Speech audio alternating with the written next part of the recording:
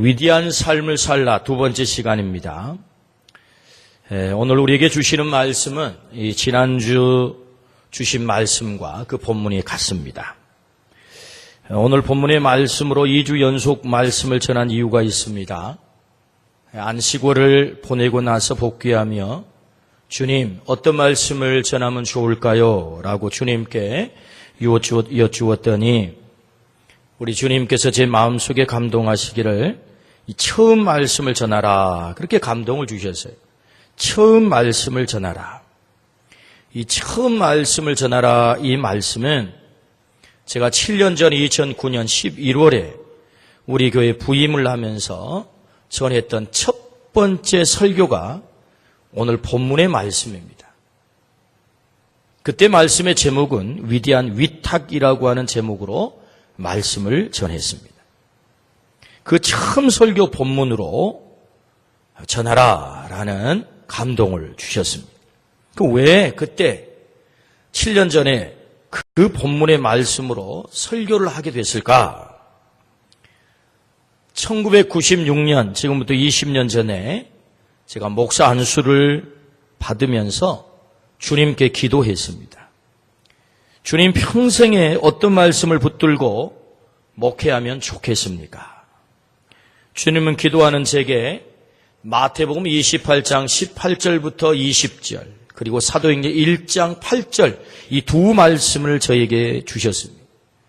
28장의 말씀은 제자로 살라라는 말씀이고 사도행전 1장 8절의 말씀은 증인으로 살라라는 말씀입니다.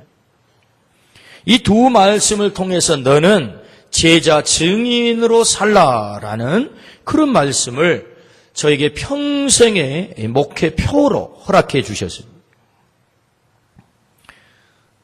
저는 왜 이 목회표를 제자 증인으로 삼고 살아야 합니까? 라고 주님께 여쭈었을 때 주님이 이렇게 저에게 응답하셨어요.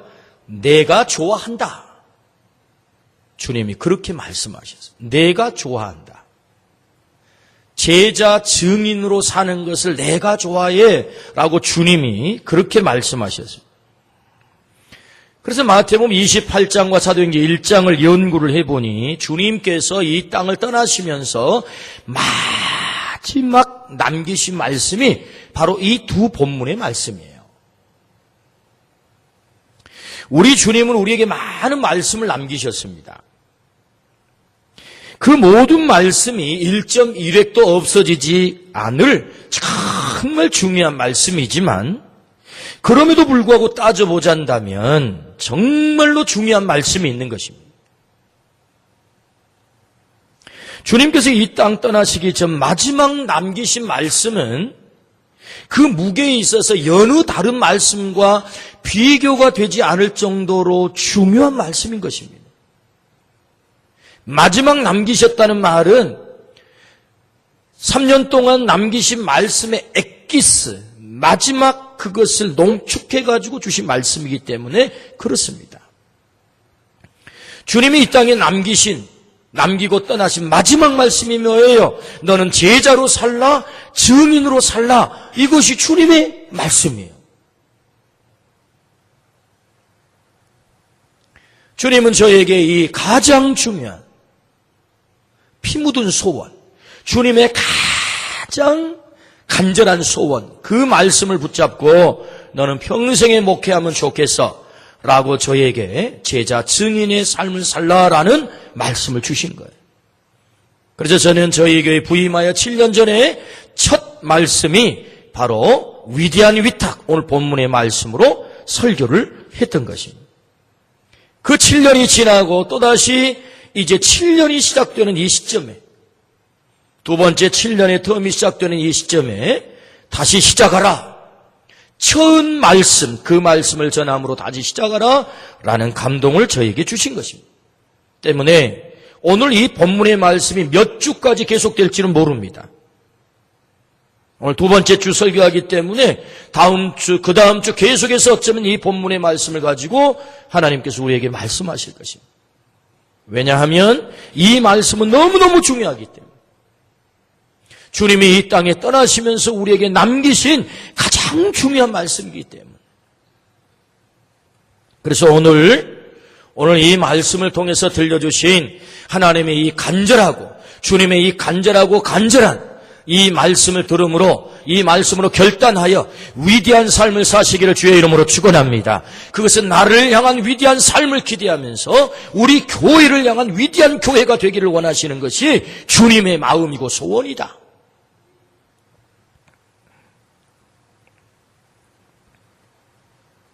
별 볼 일 없는 허접한 갈릴리 어부들을 가장 위대하게 하신 말씀, 세상 미련한 자들을 가장 위대하게 살게 하신 말씀이 뭐예요?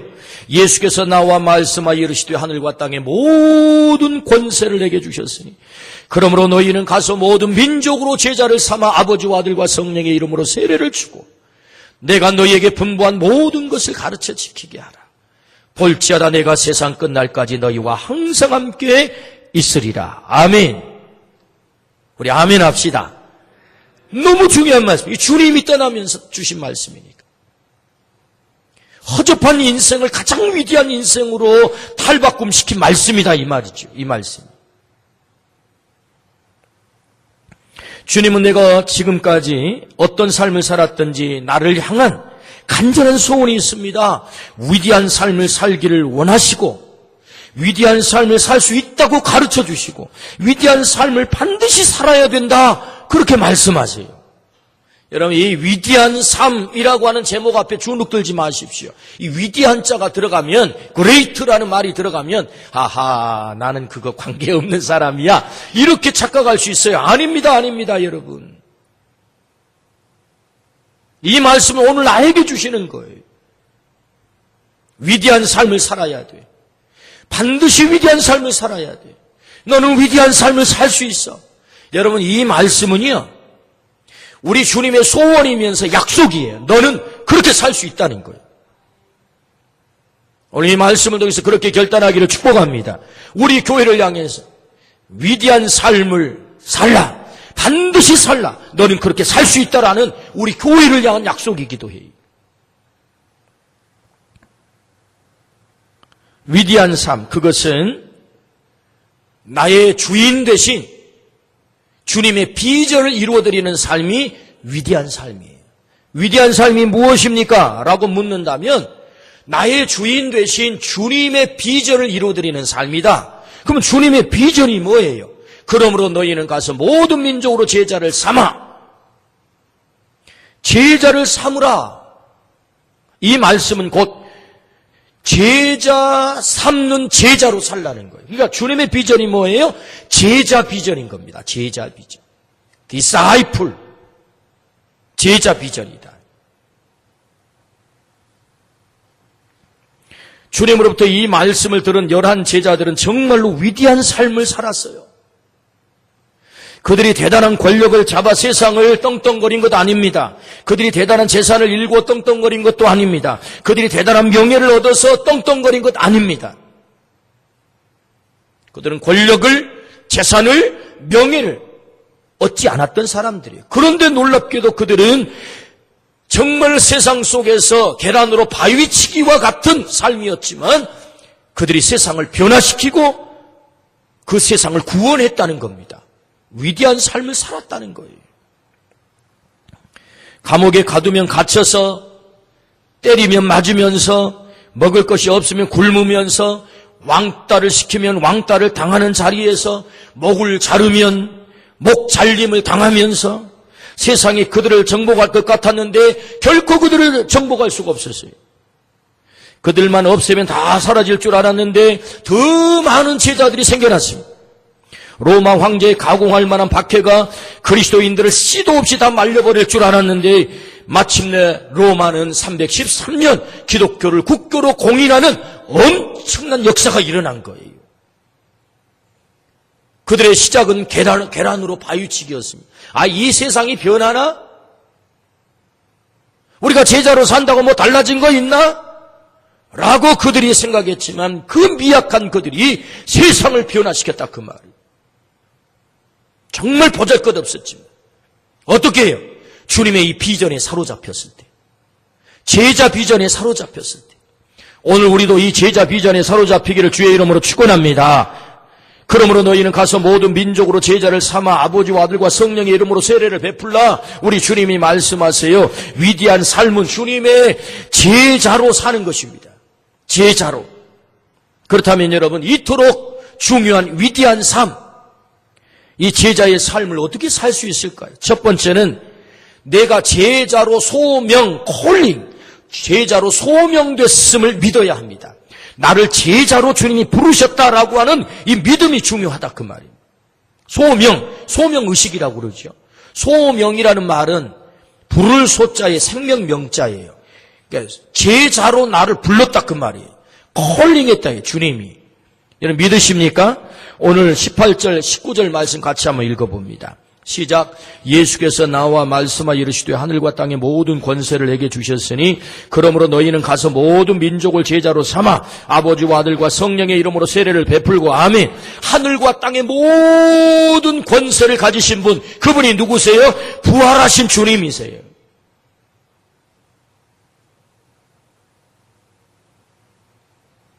사람들이 이렇게 질문합니다. 하나님 있어요? 하나님 살아계세요? 하나님 믿을 수 있어요? 증거가 뭐예요? 증거를 보여드릴까요? 그게 부활이에요, 부활. 부활이 하나님 살아계심의 증거라고요. 성자 하나님,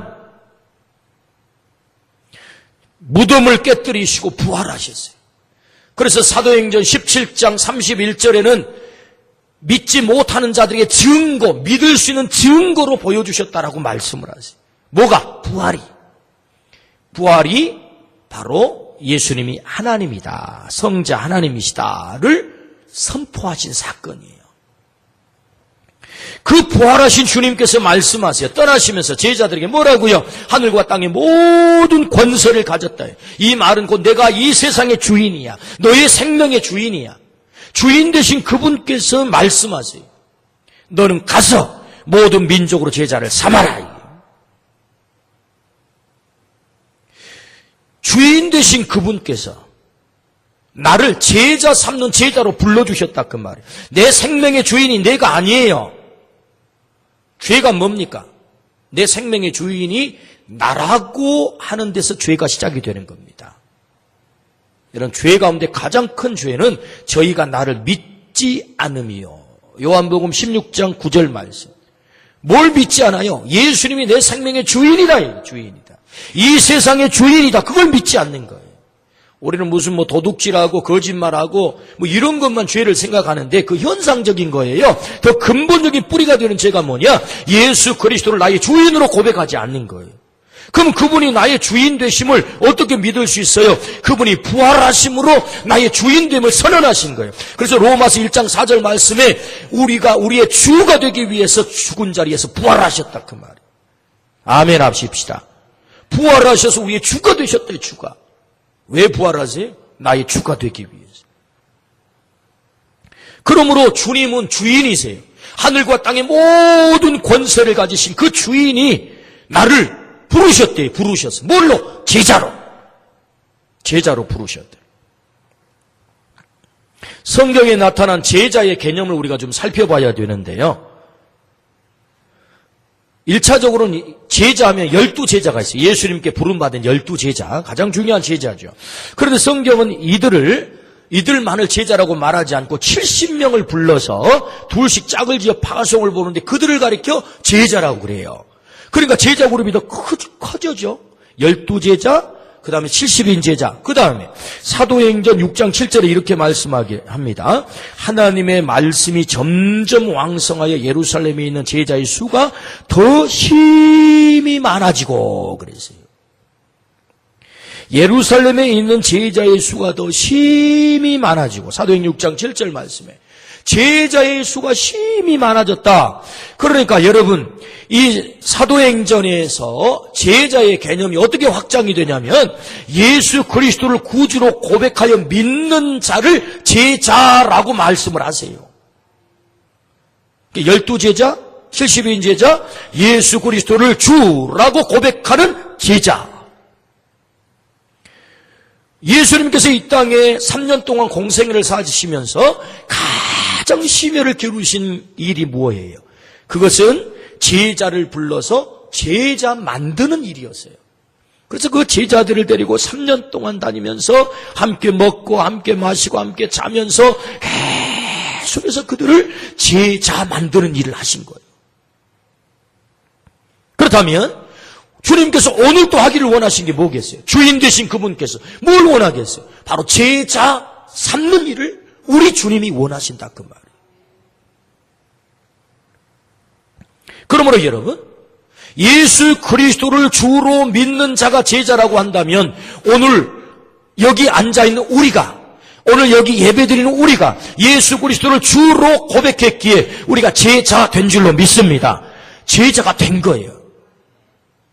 그런데 여러분, 20살 먹은 청년이 나라의 부름을 받아가지고 야 와라 하고 징집 통지서를 받고 여러분 저기 3.1 부대에 들어가가지고 훈련소에 들어가는 순간 뭐가 돼요? 군인이 됩니다. 군인.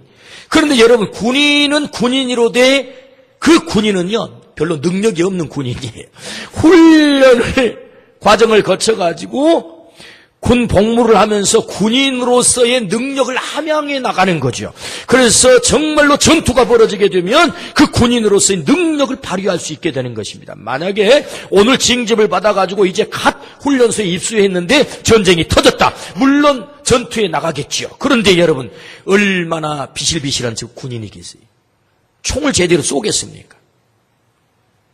그러니까 우리가 예수 그리스도를 구주로 믿는 순간, 그래서 예수님을 주로 고백한 순간 우리가 뭐가 됐다고요? 제자가 됐다고요. 제자로 부름받은 거예요. 그런데 여러분 제자 가운데는 다양한 종류의 제자가 있다는 거예요. 어떤 제자는 비실비실해가지고 제자 노릇 잘 못하는 제자가 있는가 하면은 어떤 제자는 비실비실 할 뿐만 아니라 자기 욕심을 채우다가 실패한 제자도 있을 수 있어요. 어떤 제자는 정말 그 주를 위해서 목숨까지 내던지는 제자가 있다 그 말이에요. 이 세상을 변화시키는 제자가 있기도 하고. 아멘 합시다.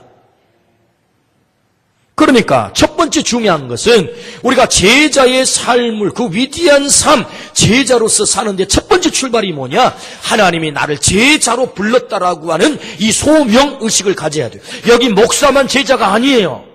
무슨 장로님만 제자가 아니라고요. 권사님만 제자가 아니에요. 오늘 여기 부름받아 예수 그리스도를 구주로 고백했다면 고백한 순간부터 나는 누구다? 제자다, 제자.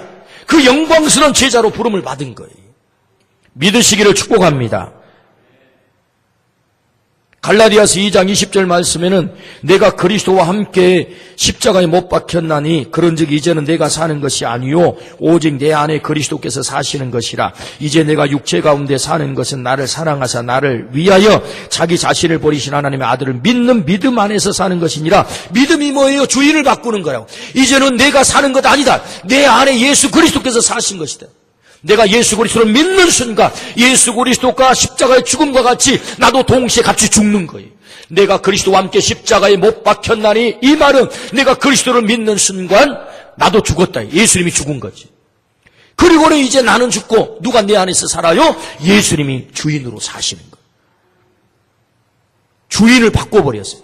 그러면 내 안에 주인 되신 주님이 사시면서 나를 어떤 존재로 만들기를 원하세요? 너는 내 제자가 되어야 되겠다.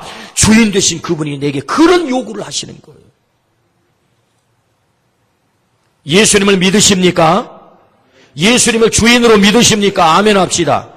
여러분 이 고백하는 것이 얼마나 중요한 줄 아세요? 로마서 10장 말씀에 사람이 마음으로 믿어 의에 이르고 입으로 시인해서 구원을 얻는다 그랬어요. 그러니까 여러분 기독교는 뭐예요? 고백의 종교인 거예요. 시인해야 돼요. 시인. 여러분 시인하는 것이 얼마나 중요한 줄 아세요? 내가 저 여인을 짝사랑을 했다고 생각을 해봐요. 어느 날 내가 사랑해라고 하는 순간 나랑 아무 관계없었던 저 여인의 가슴이 콩닥콩닥 뛰기 시작하는 겁니다. 이게 뭐예요? 고백의 힘이라는 거예요. 고백의 힘. 고백하고 나면 상대방이 그 책임을 지게 되는 거예요. 놀라운 일이에요. 내가 예수를 주로 시인하는 순간 예수님은 나를 구원해야 될 그런 책임을 갖게 된다 그 말이에요. 여러분. 사람이 마음으로 믿어 의에 이르고 입으로 시인해서 구원을 얻는다. 예수님을 나의 구주로 믿습니까? 예수님을 나의 주인으로 믿습니까? 그렇다면 여러분 이제는 내 생명의 주인이 내가 아니라 그 말이에요. 예수 그리스도가 내 생명의 주인 되신 줄로 믿습니다. 그러므로 주인이 뭘 요구하세요? 너는 제자다라고 나를 명령하셨다는 거예요. 너는 제자야. 예수 그리스도의 제자야. 너의 모양이 어떻든지, 너의 삶이 어떻든지, 너의 지난 과거가 어떻든지 내가 너의 주인인데 너는 제자야라고 주인 되신 그분이 그렇게 명령하고 계신다는 거예요. 때문에 우리는 이렇게 부를 수 있어요. 목사 제자, 교사 제자, 의사 제자, 기업가 제자, 정치인 제자, 장사하는 제자, 사업을 하는 제자, 엔지니어 제자, 요리하는 제자, 아버지 제자, 어머니 제자, 할머니 제자, 할아버지 제자, 학생 제자. 여러분이 지금 하고 있는 중요한 그 일 뒤에 주님의 제자라고 하는 이 명칭을 붙이시기를 주의 이름으로 축원합니다. 여러분이 지금 아버지라고 한다면 여러분 아버지 제자로 사는 거예요. 그냥 아버지가 아니에요. 주님이 주인 되시는 아버지 제자. 지금 어머니라고 한다면 어머니 제자래요. 어머니 제자. 내 삶의 자리에서. 농사를 짓는다면 농사 짓는 제자. 농부 제자가 되는 거예요. 왜 우리가 농사를 건강하게 지어야 되는 거예요? 제자이기 때문에. 왜 우리가 장사를 건강하게 해야 되는 거예요? 제자이기 때문에. 왜 우리가 아버지로서 건강하게 살아야 되는 거예요? 어머니로서 건강하게 살아야 되는 거예요? 이 건강성이라고 하는 것은 단순히 몸만 건강하는 것 아니지요? 역할 노릇을 잘한다 그 말이죠.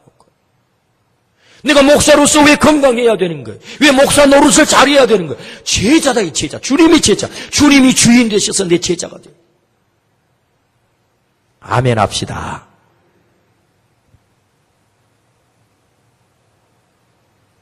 오늘은 71주년 광복절입니다. 내일이 광복절, 광복절, 우리 주일이에요. 광복 주일이에요.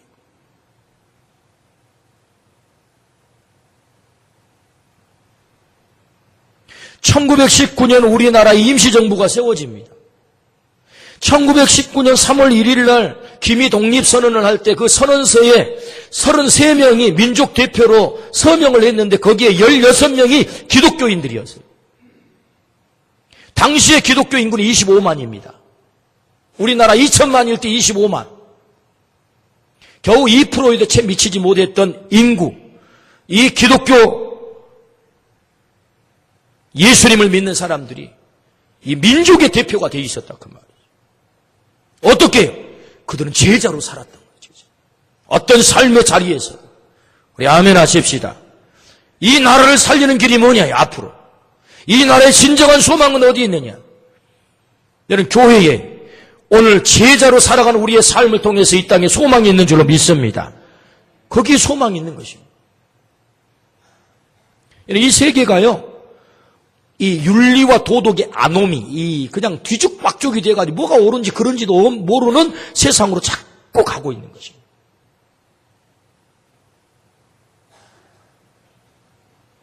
사람이 사람답게 살아야 사람 되는 건 아닙니까? 근데 사람이 자꾸 짐승처럼 살려고 하고 있어요. 동물처럼 살아가려고 합니다. 아니, 동물도 그런 짓거리를 하는데 인간은 그런 짓거리를 자꾸 하는 거예요. 여러분 동물들도 웬만한 동물들은요 자기 동족은 살상하지 않습니다.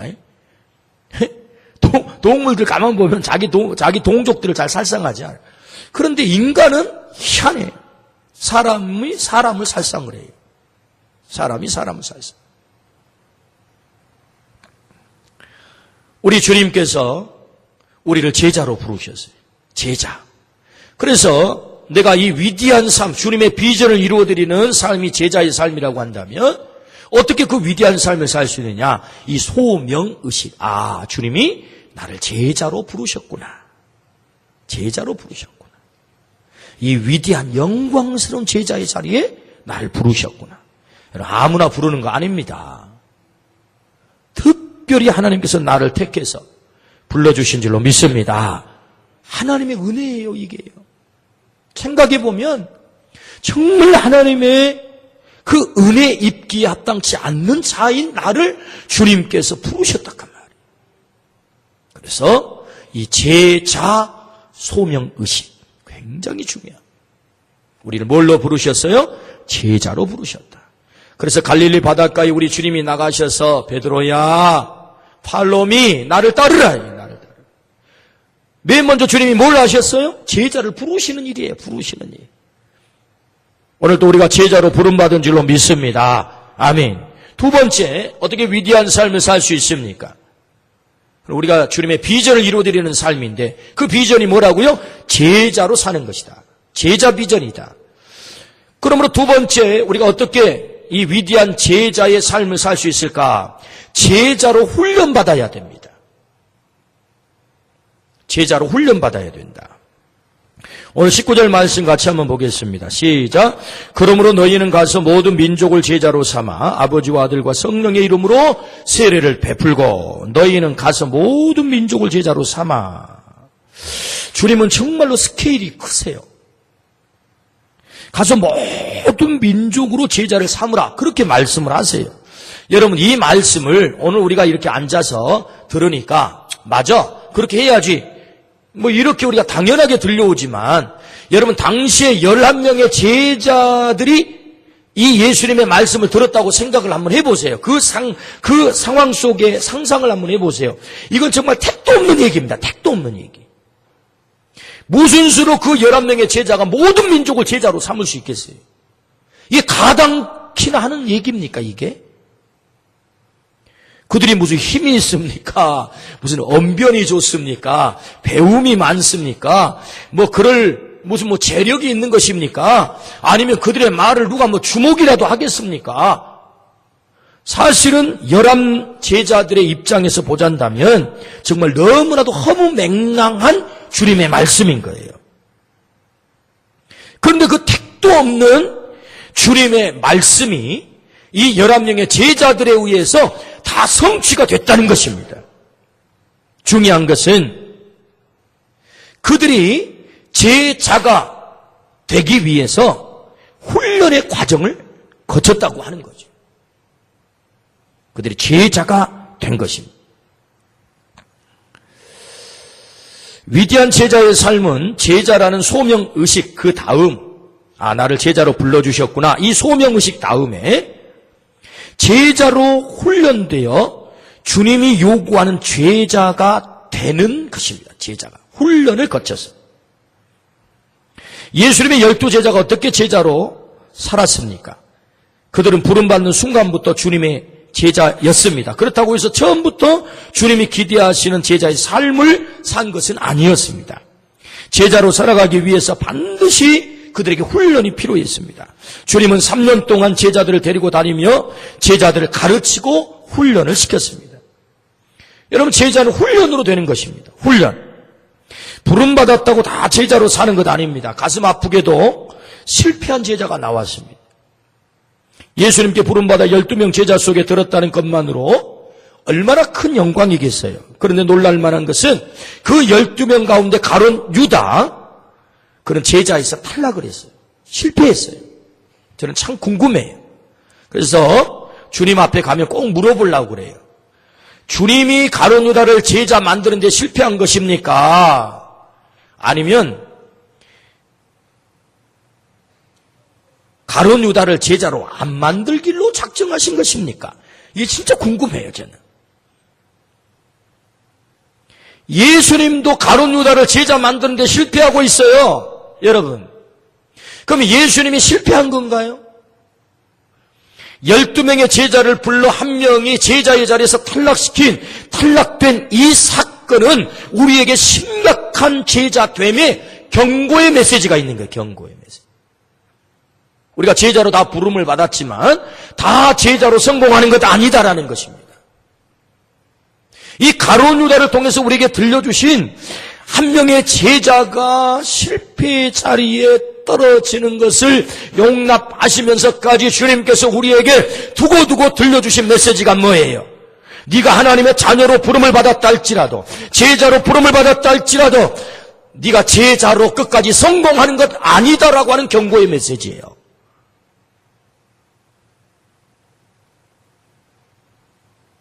나 구원 땄어. 이제 끝이야. 내 마음대로 살아도 돼. 이런 거 아닙니다.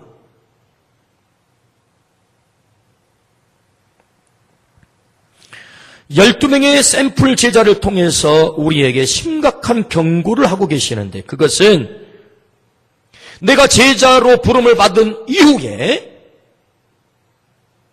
내 삶의 중심에 주인 되신 예수 그리스도를 나의 주인으로 모시지 않고 여전히 내가 주인 되어서 내가 예수님을 판단하는 자리로 간다면 나는 제자가 될 수가 없어요. 내가 하나님의 자녀의 구원을 누릴 수가 없는 것입니다. 이것이 가룟 유다를 통해서 우리에게 보여주시는 말씀이에요. 여전히 내 삶의 주인의 자리에 내가 꿰차고 있다면 나는 여지없이 사단의 밥이 될 수밖에 없다는 겁니다.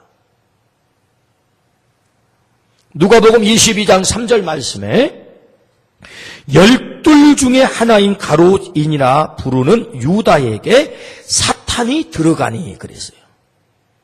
뭐가 들어가요? 사탄이 들어가요. 요한복음 13장 2절 말씀에 마귀가 벌써 시몬의 아들 가룟 유다의 마음에 예수를 팔려는 생각을 넣었더라. 그렇다면 여러분, 12명의 제자 가운데 왜 하필이면 가룟 유다에게 사탄이 들어가는 겁니까? 왜 가룟 유다에게 예수를 팔려고 하는 생각을 집어넣습니까? 3년 동안 가룟 유다가 주님을 제자로 따라다니면서도 여전히 예수 그리스도를 자신의 주인으로 모시는 것이 아니라 자기가 주인이 되어서 여전히 자기가 예수님을 판단하고 있는 거예요. 그래서 사단의 밥이 되는 것입니다. 여러분, 오늘 또 우리가 사단의 밥이 될 가능성이 있어요. 우리 주님 그래서 말씀하십니다. 깨어 근신하라고. 왜요? 은우사자같이 사단이 우리를 입 벌리고 삼키기 위해서 쫓아다니기 때문에.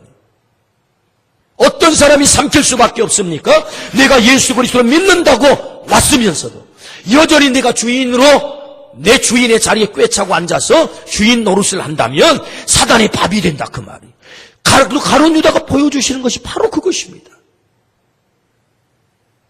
제자로 부름을 받았지만 결국 제자로 성공하지 못하고 실패했던 이유가 뭐냐? 예수 그리스도를 주인으로 모시지 못한 거예요. 그러므로 사단의 밥이 된다. 예수 그리스도를 온전히 주인으로 모시고 그 주인 되신 주님에게 온전히 훈련을 받기를 주의 이름으로 축원합니다. 그래야 제자가 될 수 있는 거예요. 여러분, 가룟 유다는요, 똑똑한 사람이에요. 머리가 비상한 사람이에요. 때문에 예수님께서는 그 12명의 제자와 함께 다니면서 돈 주머니 회계를 누구에게 맡겨요? 가룟 유다에게 맡겨요. 여러분, 가룟 유다가 멍청해가지고 셈을 못하면 회계 돈자로 맡기겠습니까? 그게 똑똑했다, 그 말입니다. 그러니까 사실은 가룟 유다가 왜 실패했을까? 여러 가지 요인들이 있겠지만 너무 똑똑한 거예요. 지 머리 믿고 산 거예요. 물론 우리가 똑똑해야 됩니다. 그러나 예수 그리스도를 나의 주인으로 모신 것만큼 똑똑한 일은 없는 줄로 믿습니다. 그것이 진짜 똑똑하고 그게 진짜 영리한 거예요. 내가 주인 돼서 살면 그건 멍청한 거예요. 여러분, 나라고 하는 존재의 한계를 여러분 아십니까? 얼마나 약한 줄 아세요? 여러분, 인간은요, 말 한마디에 그 감정이 산산조각 나는 것입니다.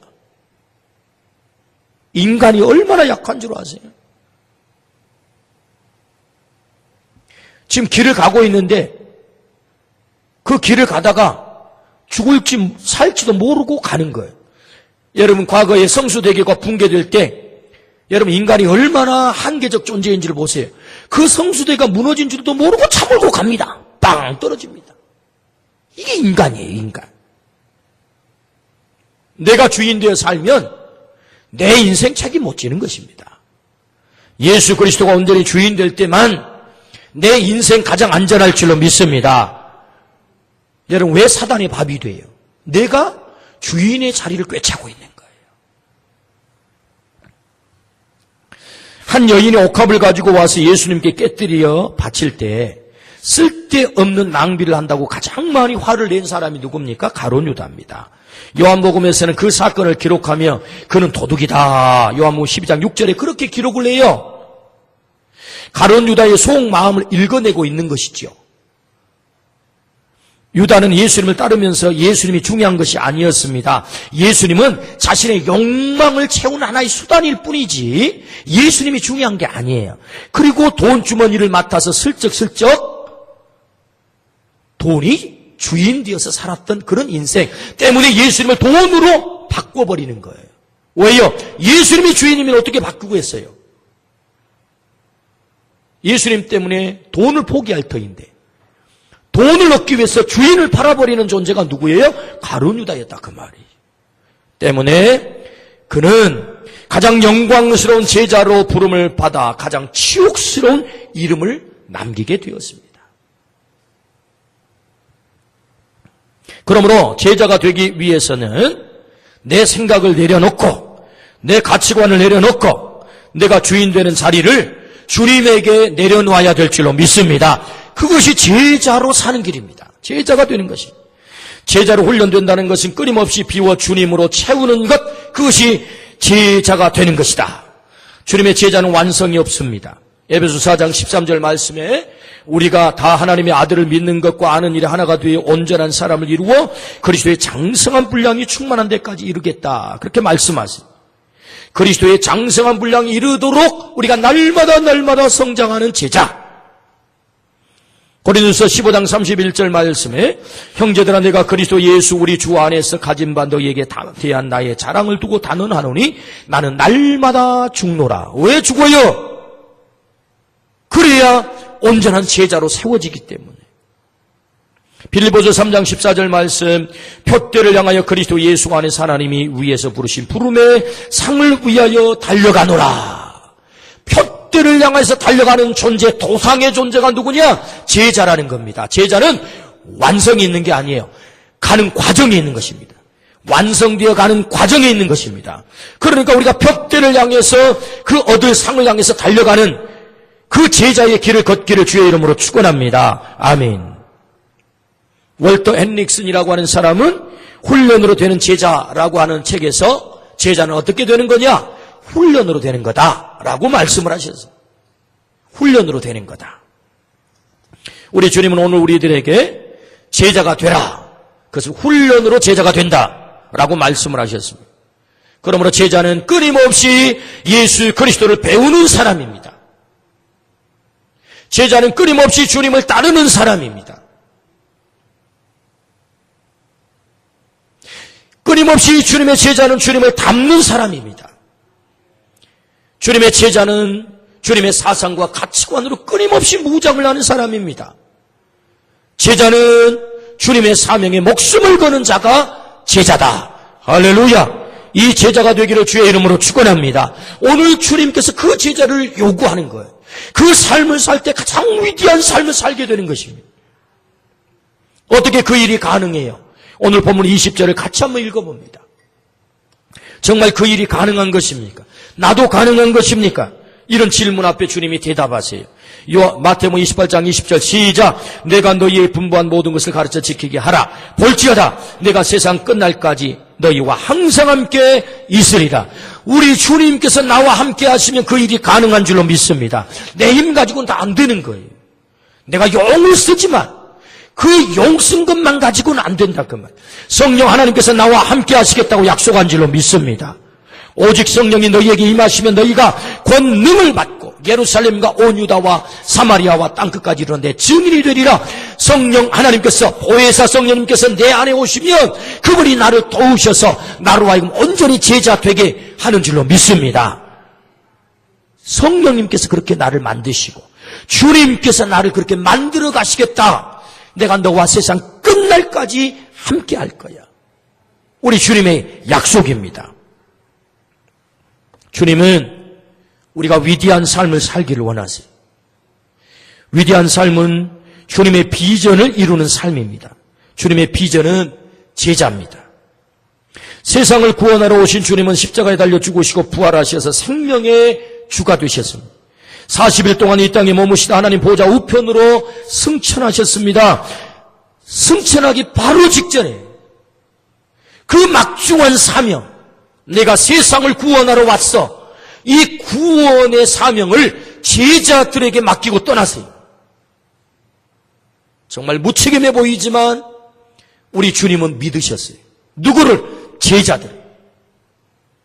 그들이 비록 별 볼 일 없는, 보잘것없는, 많이 배우지 못한, 세상이 주목하지 못하는, 마치 세상 속에 계란으로 바위치기와 같은 그런 삶을 살 수밖에 없는 미약한 자들임에도 불구하고 주님은 그 제자들을 믿고 그 제자들에게 너희는 세상을 구원해야 돼 라고 복음을 맡겨놓고 떠나신 거예요.